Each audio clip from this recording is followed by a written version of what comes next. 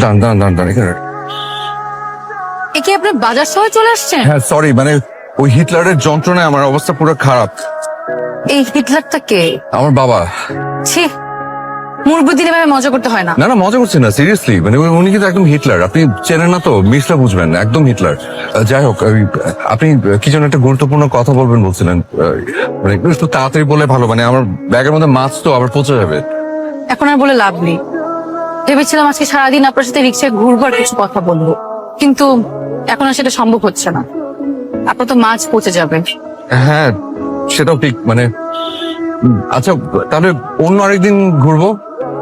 ওকে মামা, চলেন। এই মামা, মামা দাঁড়ান, সরে বসেন। শুনুন, আমি তো বাসায় যাব, আপনি কোথায় যাবেন? ভয় নেই, আমি আপনার বাসা চিনি। আপনি যাওয়ার পথেই আমি নেমে যাব।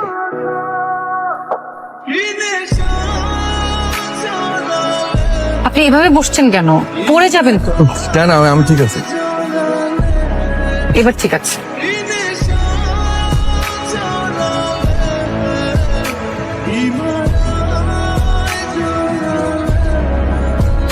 হ্যালো, মাছগুলো কি ভালো আছে নাকি পচে গেছে?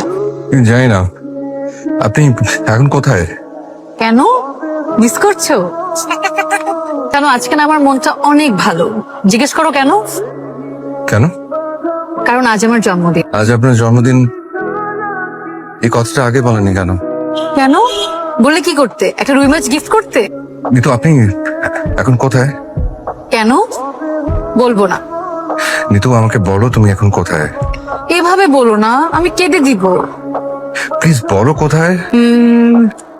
12 নম্বর সেক্টরে 22 নম্বর রোডে আছে। তুমি ওখানে থাকো, আমি আসছি।